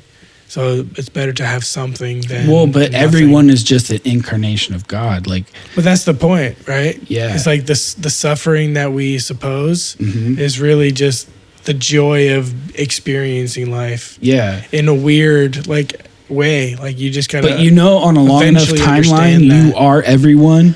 And so you are that person that's doing that thing to you. And you're always on both sides of the things that happen. Like, that's what I mean. It's like it's an experience. It's all just like pure experience, right? Yeah. In that sense. Interesting.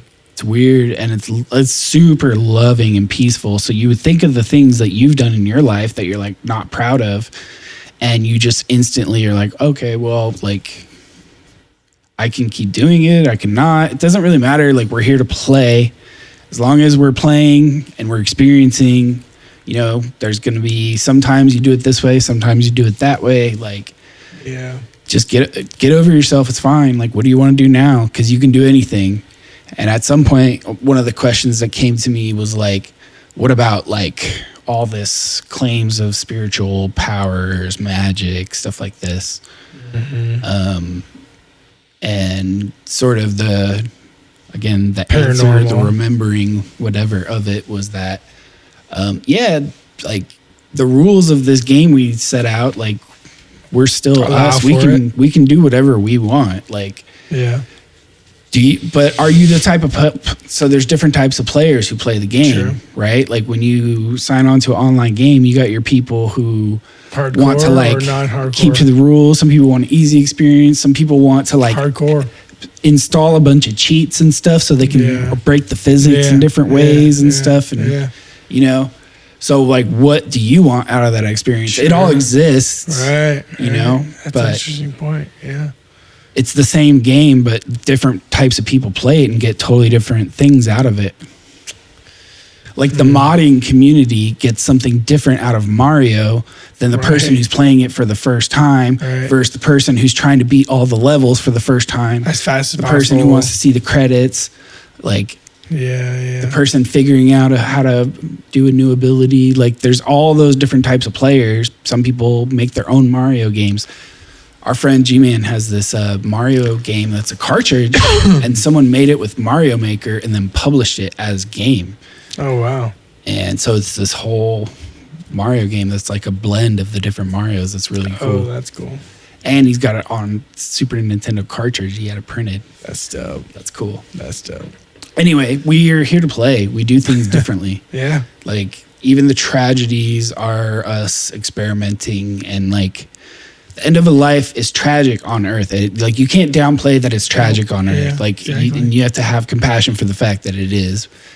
But like, on a long enough timeline, you're all the people involved in every scenario. So it's like you can see everyone's point, and like, not everyone's doing the right thing all the time.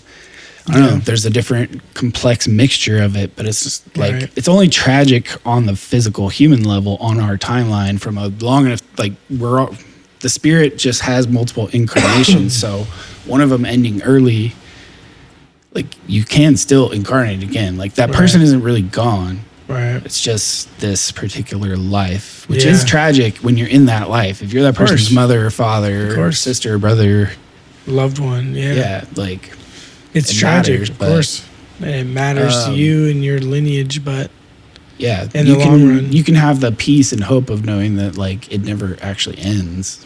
Yeah. Man, and imagine. So I very much lost people lived fear like of that. death. Yeah, people lived like that for a long time, probably. Lived like what? Like understanding, like maybe the nature of reality. The nature of reality, and the fact that we incarnate multiple times. Like, people had more faith in the supernatural. But sometimes we don't want to know that stuff, and we just want to like make our own way. Like, you know, well, that's what part of happened with this the existence. materialistic worldview too. Yeah, our bodies are like reducing mechanisms that are like biological creatures trying to like hold and host an incarnation for as long as it's it can. Parasites, yeah. And they, you know, multiply and whatnot. And we try all these different angles at it, and we're not just all each other. We're all of every life. You just know that you're connected, and like death doesn't feel as scary anymore. Yeah, it's beautiful. Actually, it's beautiful. You just feel a lot of love, connection. And so, what was your come out like? What was it like coming down from like this type of experience? It felt like then that I like came back out of whatever realm I was in. And I would do this actually from time to time in the experience too, is I would open my eyes physically and I would come back here, and everything would be just super psychedelically morphing. But like, I could tell I was here again. Right. And then I could just go back there. Once you close your eyes. And then. And when I came out, I felt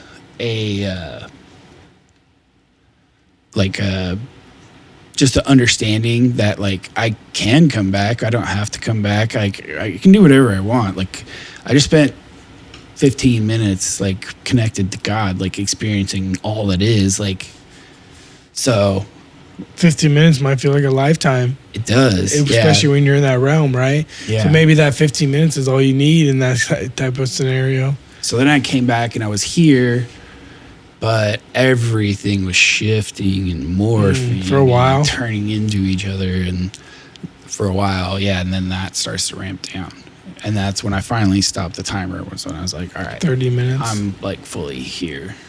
Yeah, like things are pretty normal. Yeah. Damn. It was really enlightening. It left me like with a giant smile on my face. Really? And I could not wipe the smile off my face for like 2 days. I was just happy. Yeah. Not that I'm not now, but like there was like a very much defined like mood uplift that came in the time right after it. Anyway, that's awesome. It's a crazy experience, and I kind of don't fear death. I have a newfound confidence of an understanding of like spiritual life. I know that I'm not in a position to like explain it all, right? You know, but like having had the actual experience of it, of being everything, you know, like, it makes everything more interesting, you know? Yeah. Like everything's a little more fun. Like, Everything has a little bit more of a twist to it, knowing like somewhat of the nature of it and like how it actually affects what's going on and stuff. Yeah. That's an interesting thing because like that similar thing has happened when I've taken a psychedelic before too. And like the idea of like things being okay. Yeah. And like not putting too much emphasis on any one thing that you do to like help you understand that like not everything has to be as serious as your mind makes it up to be. Yeah. We all have our own things that we struggle with. Yeah. And whatever it is that you struggle with, like when you can see the world from that perspective, it can just paint all your struggle in a different light. So it's more like a choice. It's more like voluntary. It's more like a thing you're doing for fun, for a challenge, for novelty. Like it's okay. Like everything just becomes okay. Yeah. Everything was like, we're here. Like we're doing this. We want to do this. Like we've always wanted to do this. Like bad stuff's gonna happen, but like this is the thing we created. Let's experience it. You know, let's be it. Do it. So you can do whatever you want, and just like a lasting sense of like relief of any of the things that I like, anxious about, would be hung up about. Yeah. And that effect lasts a long time. Like that, heightened effect. Yeah. Man.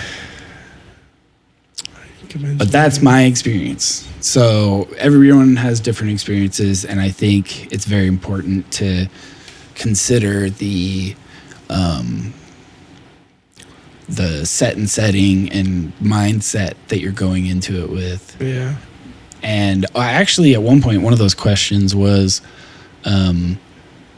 this DMT stuff is so great. Like everyone should do this. And then like I kind of had like an answer come back that was like, well, yeah, but like you are everyone. So like sometimes you want to do it and sometimes you don't want to do it.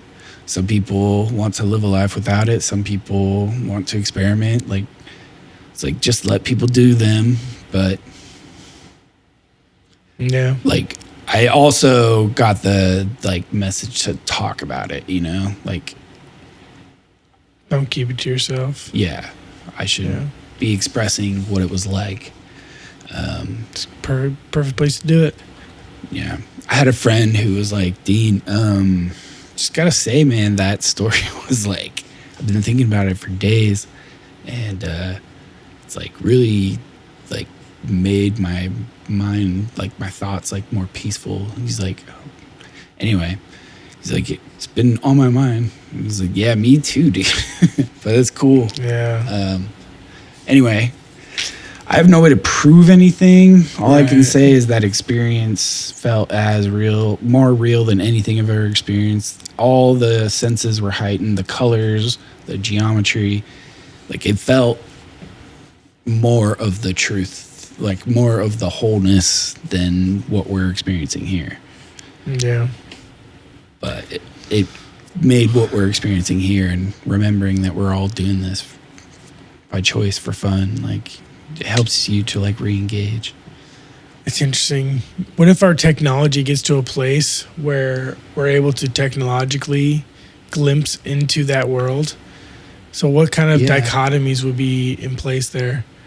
Like you're consciously aware of your incarnation in consciousness, and then your consciousness is creating and interacting with the outer world in some fashion.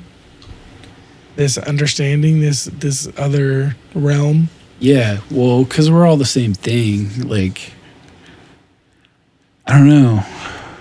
I want to ask more like physics questions next time I do it. If I can, hopefully my brain will go there. You know what? Next week, if we're going to do some tarot, maybe we do some AI with it. Oh. We get an AI co-host in with us. We could do that. We haven't done that in questions. a while. Yeah, it's got to be a lot better now. Yeah, it's got to be. I also brought some of those simulations. Oh yeah, so let me show you some of those. Yeah. So I was listening to Andrew Gallimore on Danny Jones And Okay. he was talking about DMT, how it works with the brain, what it changes. And I'm going to do my best to butcher this, but I'll leave the link. Yeah. But essentially, he's saying like how the brain works is that there's these like columns of thought. Like we have our sensory data that comes in, and then we have the ability to process it or not. We also have this thing going in our head all the time that is creating a model of the world. It's constantly looking off of all the things we've learned over time. It's predicting what the next moment should be like. Mm-hmm. And if it can predict what the next moment is like, the more it can do that, the more it can turn down the processing of the sensory data and just run off the model. Right. And that's how we save energy, by like just going off of our like lower assumptions and experiences. Yeah.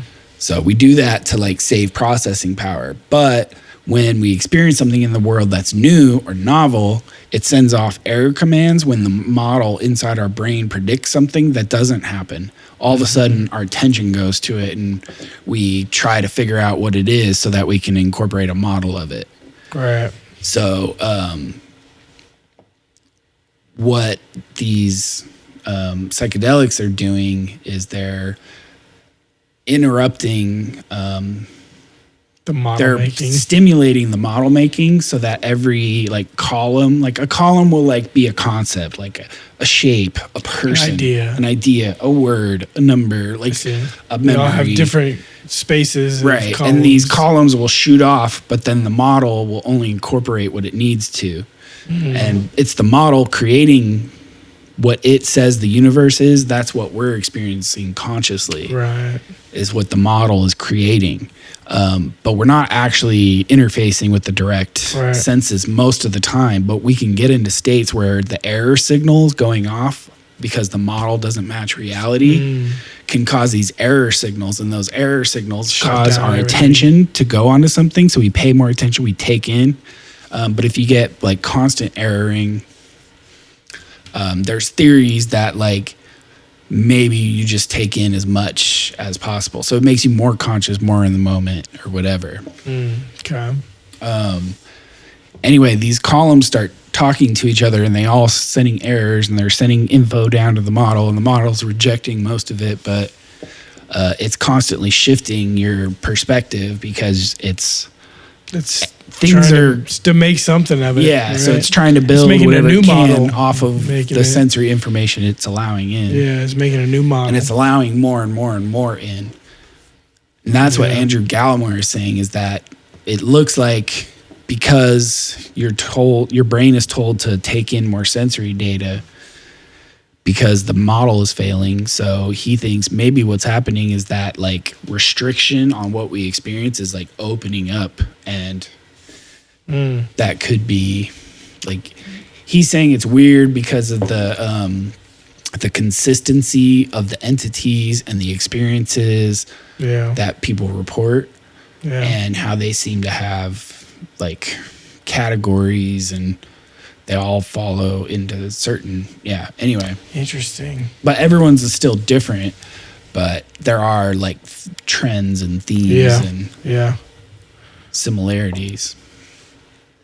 Huh. So his stuff is cool. I wanted to show him make a little bit of a point here. Brain is right. The place people go when they do these things, like whether it be DMT or psilocybin or anything, is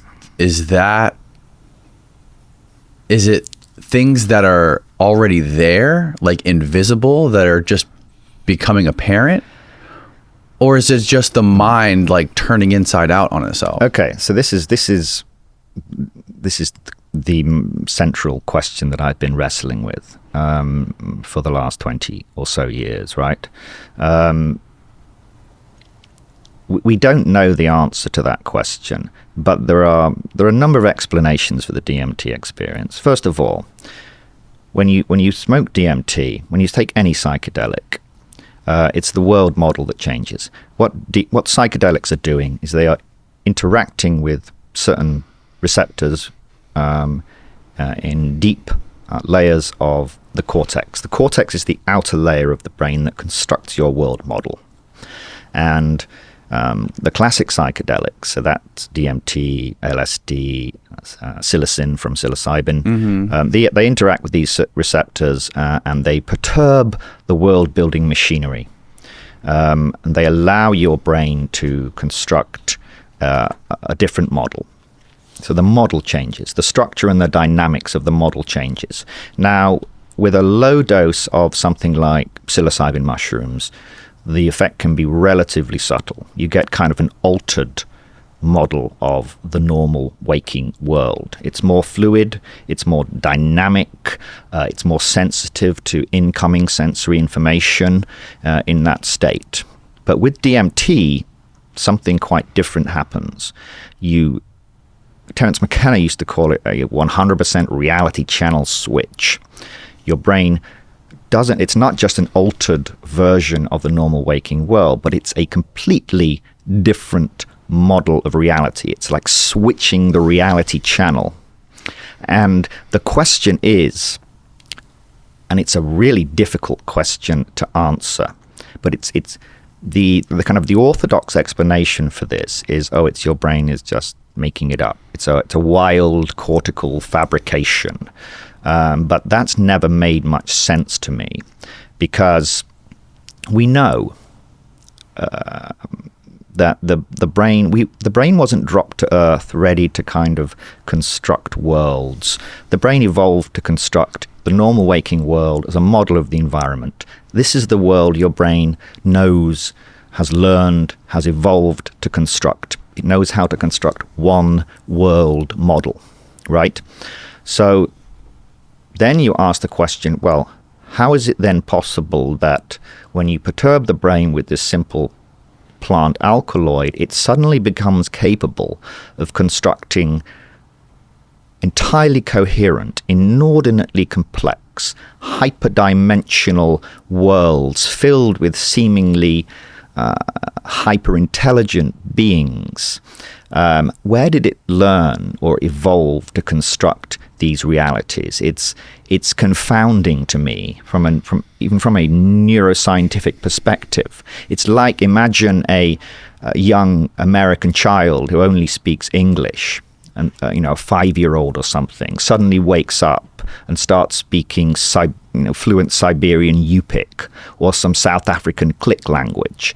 It would be shocking. Like, where did he learn to speak this? And it's similar. It's similarly confounding to me that the brain knows how to construct these bizarre alternate realities That's my that experience. have no relationship whatsoever to the normal waking world. Nothing was taken from our world and brought into.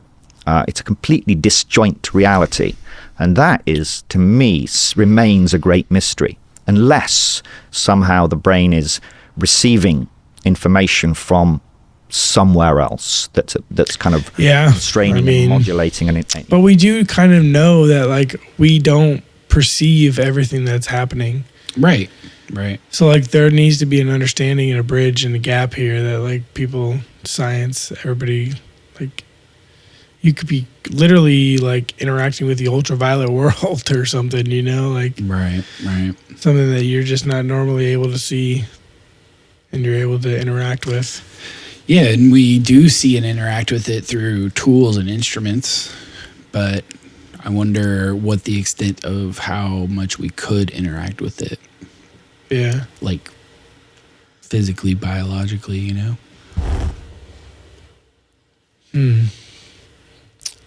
Okay. Anyway, that's an interesting point. Yeah, it's an interesting mystery about DMT. Yeah. I'm interested to find out more. It's pretty cool. But I was given the message: don't pressure anyone. Anyone under high scrutiny. Don't feel that you need to. Yeah. You really don't. Like, just listen to my stupid story. Yeah. Unless it speaks to you, then just be very safe. Right. Yeah, you got to know what you're getting yourself into. Don't just do it on a whim. Yeah. Well, yeah, I think perfect way to end it here. All right. Let me see. Yeah, appreciate y'all listening. If you guys are just listening and you guys want to get some of the video that are inside of our podcast here, you can go on YouTube or Rumble, check out the videos embedded within the podcast, or you can go to our website once we get that fixed. Yeah, I should have that. I'll try and get that fixed this week. And yeah, you'll get all the links, all the show notes, everything that goes along with the episodes are going to be on our website. It's, dualitycheck.net.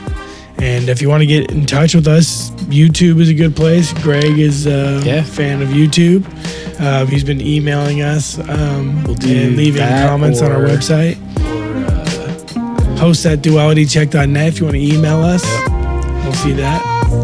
You can DM us on Facebook or Instagram if you're into those. We're not so heavy on TikTok or Twitter as of late, or X. So, yeah. Anyway, appreciate y'all listening. Alrighty. See y'all later. Bye.